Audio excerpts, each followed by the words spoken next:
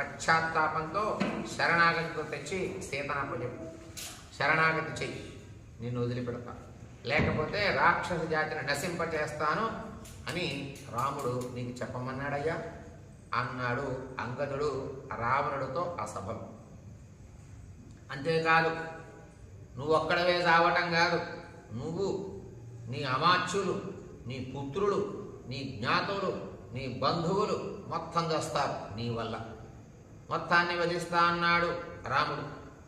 నీవు మరణించినటువంటి క్షణంలోనే మిగిలిన వాళ్ళంతా కూడా దస్తారు అని గట్టిగా చెప్పాడు అంగదుడు. 3 లోకాల్లో ఎక్కడా కూడా నిన్ను ఉండకుండా చేస్తానన్నాడు రాముడు. ఇది గుర్తుపెట్టుకోమన్నాడు. నువ్వు ఒకవేళ తప్పించుకుందామని వేరే లోకాలకు వెళదామనుకుంటావేమో, అక్కడ కూడా నిన్ను రాముడు రామ బాణం వదిలిపెట్టదు. ఈ మాట చెప్పమన్నాడు రాముడు. రావణ అని ధైర్యంగా చెబుతున్నాడు అంగదుడు సభలో, రావణ సభలో. అంతేకాదు, రావణ దేవతలు, దానవులు, యక్షులు, గంధర్వులు, ఉరగులు, రాక్షసులు, శత్రువు, ఋషుల బాధలు, వీళ్ళందరికీ బాధ కలిగించావు. వాళ్ళంతా చాలా కోపంగా ఉన్నారు నీ పైన. ఎప్పుడు నువ్వు నశిస్తావా అని ఎదురు చూస్తున్నారు. ఇప్పుడు నువ్వు నశించే సమయం వచ్చిందని వాళ్ళు సంతోషపడుతున్నారు. ఇకనైనా చేసేదేమి లేదు.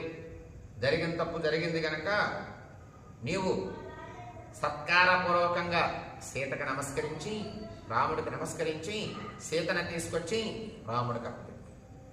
ఒకవేళ గనక అప్పగించకుండా అలానే మూర్ఖంగా ఆలోచిస్తూ ఉన్నావా, నువ్వు చావక తప్పదు అన్నాడు అంగదుడు రావణుడితో. నీ ఐశ్వర్యం అంతా కూడా విభీషణుడికి వెళ్ళిపోతుంది.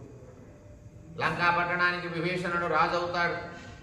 అన్ని భోగాలు, భాగ్యాలు, ఐశ్వర్యం అంతా విభీషణుడు అనుభవిస్తాడు అన్నాడు అంగదుడు రావణుడితో చెప్పాడు.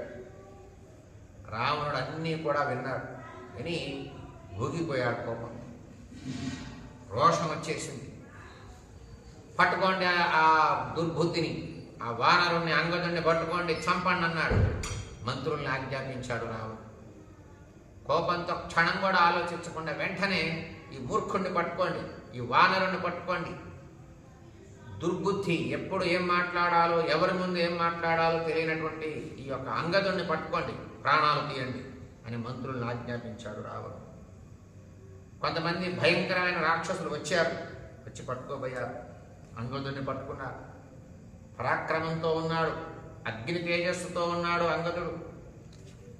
వచ్చి బంధించారు.